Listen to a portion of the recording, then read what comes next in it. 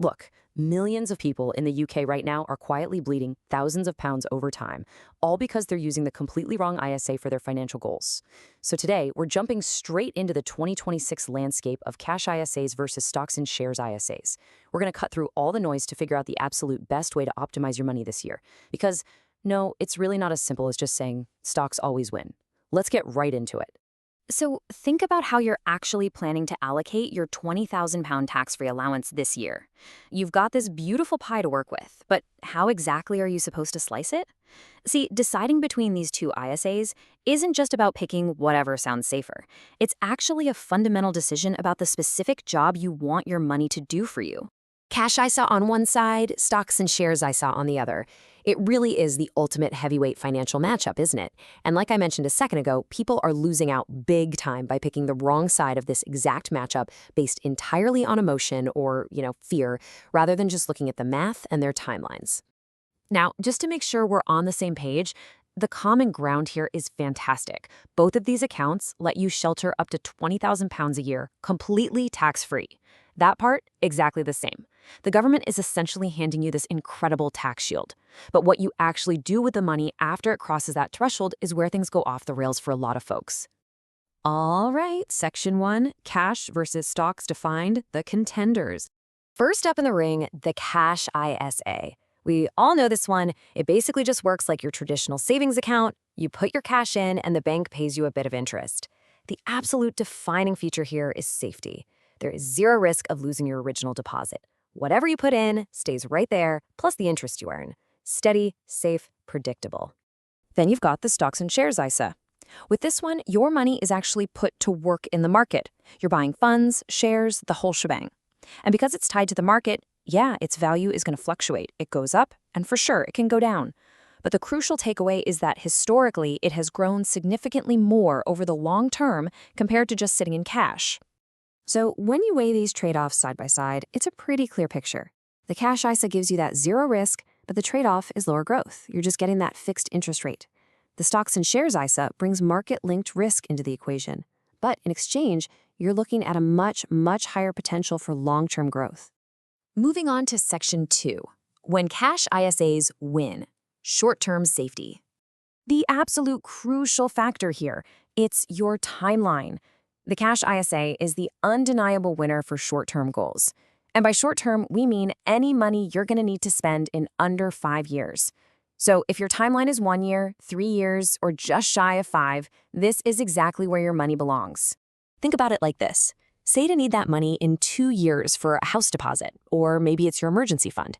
If you throw that house deposit into the stock market and the market takes a nosedive right before you need to withdraw it, that is a total disaster that could set you back years. A cash ISA completely insulates you from that risk. The money is just there when you need it.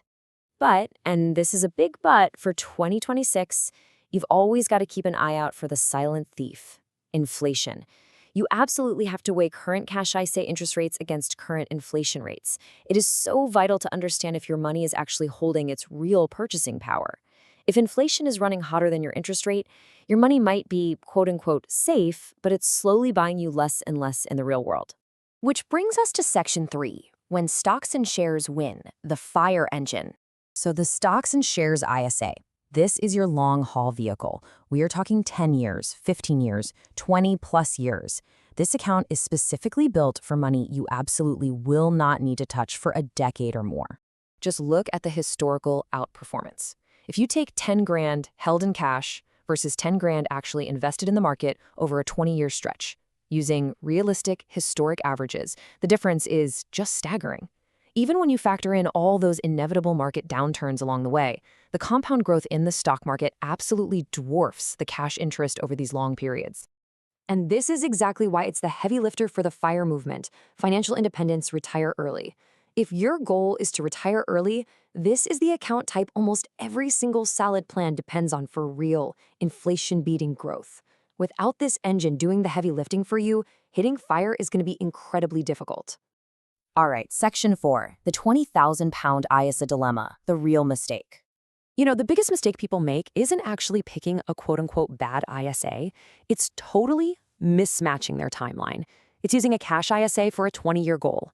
Over 2 decades, inflation quietly but aggressively eats away at your money's real value. You're not losing the numbers on the screen, but you are losing massive amounts of actual purchasing power. And on the flip side, chucking money you know you're going to need in exactly 12 months into a stocks and shares ISA is just asking for trouble. In the short term, the market is incredibly volatile. A bad month could easily wipe out a chunk of your savings right at the exact moment you're relying on it and simply can't afford to take a loss. Let's fix this. Section 5, the decision framework. Here is your incredibly straightforward timeline rule of thumb.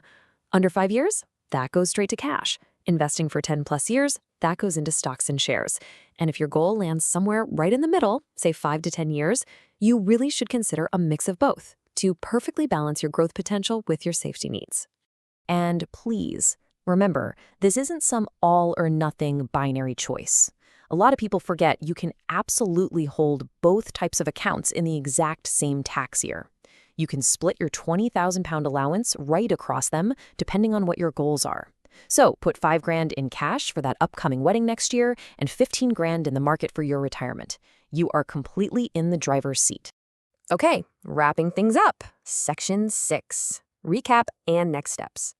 To bring this whole thing together, you really just want to rely on the cash ISA for that absolute sleep-at-night short-term safety. Then, unleash the stocks and shares ISA to do the heavy lifting for your long-term FIRE plan and your true wealth building. It all comes down to matching the right tool to the right timeline. Now, if you're still a bit on the fence about how to allocate this to hit your personal FIRE number, go check out my £10,000 investing breakdown explainer next. It's going to show you exactly how I'd split this up in practice. But before you go, let me know in the comments, which ISA are you currently using, and what does your timeline actually look like? Thanks so much for hanging out and optimizing your finances with me today. I'll catch you